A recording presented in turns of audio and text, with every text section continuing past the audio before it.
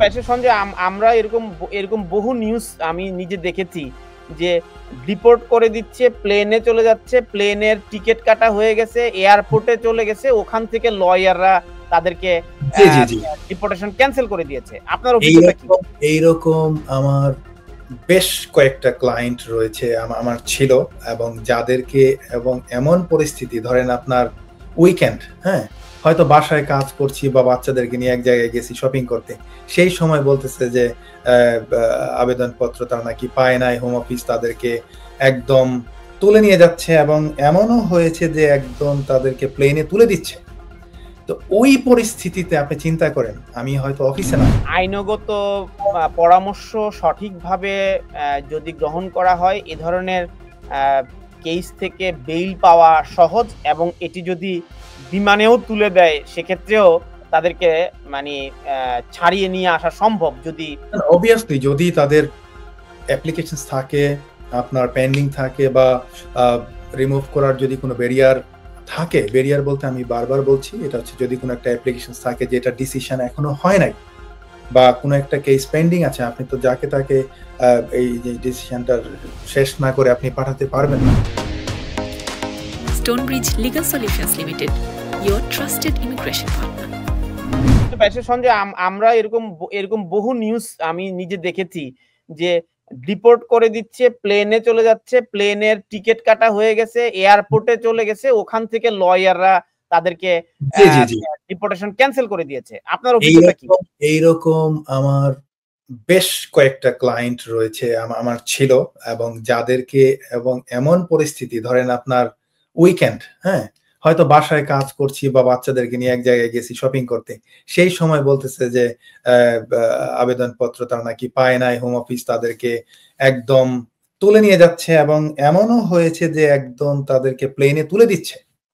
তো ওই পরিস্থিতিতে আপনি চিন্তা করেন, আমি হয়তো অফিসে নাই, তো আমরা আবেদন করেছি, হয়তো আবেদনটা তারা পায় নাই, অথবা তাদের যে সেন্ট্রাল কমান্ড রয়েছে সেখান থেকে হয়তো নির্দিষ্ট জায়গায় ওদেরকে, তারা হয়তো প্রপারলি কমিউনিকেটেড হয় নাই, এবং তাদের ভুলের কারণে এখন তাকে, একটা মানুষকে আপনি চিন্তা করেন, টেনে হিসড়ে তাদেরকে কোন রকম ভাবে জোর করে তারা বলছে যে আমি যাব না, বলতেছে যে no, you don't have any applications pending, your lawyer haven't done anything.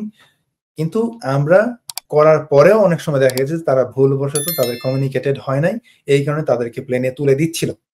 তো এমন পরিস্থিতিতে আমি অনেক এরকম মানে নিজে প্র্যাকটিক্যালি এগুলি আসলে হ্যান্ডেল করেছি। তো যখন ওদের যেই আপনার যেই আমাদের যে সেন্ট্রাল কমান্ড আছে, তো ওখানে আমরা যখন ওদেরকে ইমিডিয়েটলি কমিউনিকেট করেছি যে তুমি ইমিডিয়েটলি এটা ঠেকাও, আদারওয়াইজ তোমাদের কিন্তু আনলফুল ডিটেনশন বা রিমুভালের কারণে কিন্তু বিরাট পানিশমেন্ট হতে পারে হোম অফিসে, তখন তারা কিন্তু একদম হোম অফিস ওদেরকে প্লেনে তুলে দিয়েও কিন্তু এরকম মানে ছেড়ে দিয়েছে। এরকম কেস আমি অসংখ্য করেছি।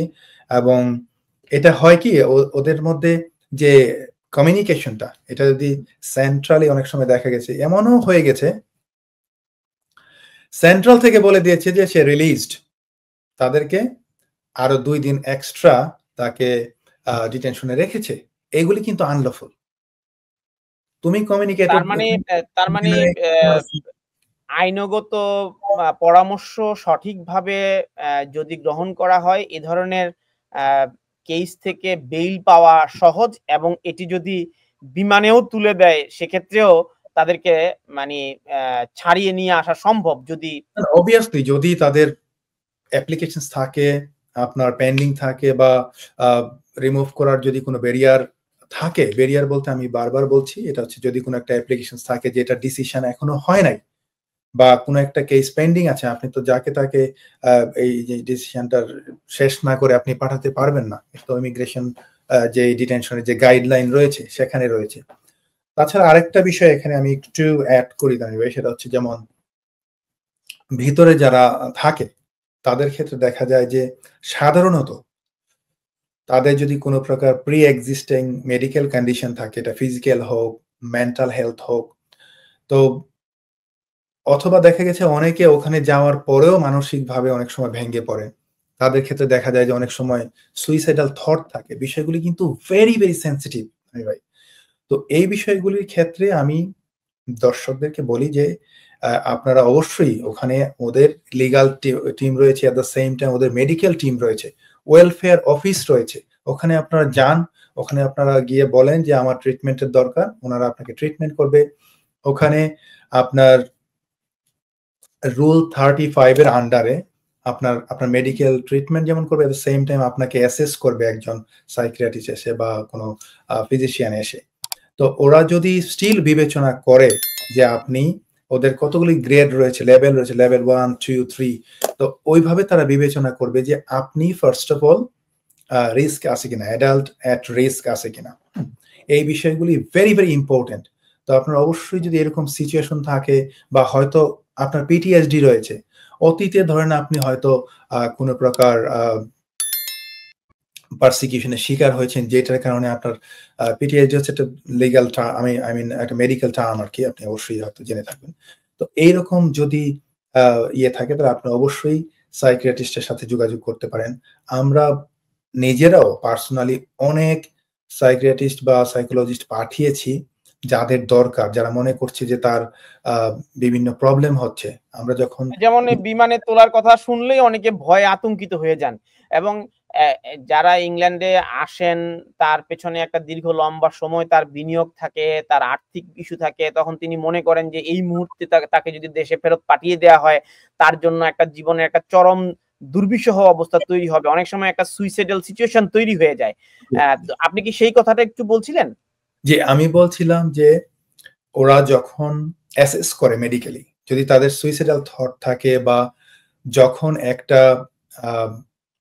ফিজিশিয়ান বা একটা ডক্টর বা একটা সাইকিয়াট্রিস্ট একটা পেশেন্টকে অ্যাসেস করে, তারা যখন রিপোর্ট দেয় যে এই ক্লায়েন্টটা আপনার ডিটেনশনের জন্য সুইটেবল না, অথবা তার সুইসাইডাল থট রয়েছে বা সুইসাইডাল অ্যাটেম্পট নেওয়ার সম্ভাবনা রয়েছে, তখন কিন্তু হোম অফিস তাদেরকে দ্রুত তাদের যদি একটা নির্দিষ্ট অ্যাড্রেস থাকে তাদেরকে কিন্তু রিলিজ করে দেয়। কারণ একটা লোক যদি আপনার ভিতরে, তাদেরকে যদি আপনি নিয়ে যান ডিটেনশনে এবং তারপর যদি সে সুইসাইড করে ফেলে, এই দায়িত্ব কিন্তু হোম অফিসকে নিতে হয়। এই জন্য এটা কিন্তু ভেরি সেন্সিটিভ ইস্যু। আপনি দেখেছেন যে এরকম অনেক ঘটনা ঘটেছে, এবং ডিটেনশনের সেন্টারে যখন মানুষ মারা যায় তখন এই বিষয়গুলিকে কিন্তু সিরিয়াস স্ক্যান্ডাল হিসেবে আপনার দেখে, তাদেরকে ঠিক মতো অ্যাসেস না করে তুমি কেন ডিটেইন করে রেখেছো। হোম অফিসের কিন্তু প্রচুর এরকম প্রেসিডেন্ট রয়েছে, কেস রয়েছে। তো এই বিষয়গুলি যেন আমি বলবো যে যদি কোনো ডিটেইনি এরকম অবস্থা থাকে, মেডিকেল কন্ডিশন থাকে বা কোনো সুইসাইডাল থট থাকে, আপনারা ইমিডিয়েটলি আপনারা অবশ্যই এখানে সোশ্যাল যে ওয়েলফেয়ার অফিস রয়েছে তাদের সাথে যোগাযোগ করুন।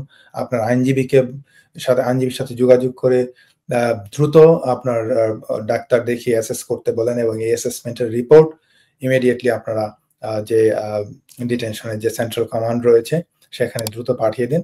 এরা কিন্তু খুব খুব সিরিয়াসলি এই বিষয়গুলোকে নেয়, এবং ডিটেনশনের জন্য যদি কেউ সুইটেবল না হয়, এবং অনেক সময় আমি দেখেছি যে ডাক্তার লিখে দেয় যে এই লোক বা এই পেশেন্ট, তার যে বর্তমান অবস্থা, সে ট্রাভেল করার জন্য সে যোগ্য না, নট সুইটেবল ফর ট্রাভেল।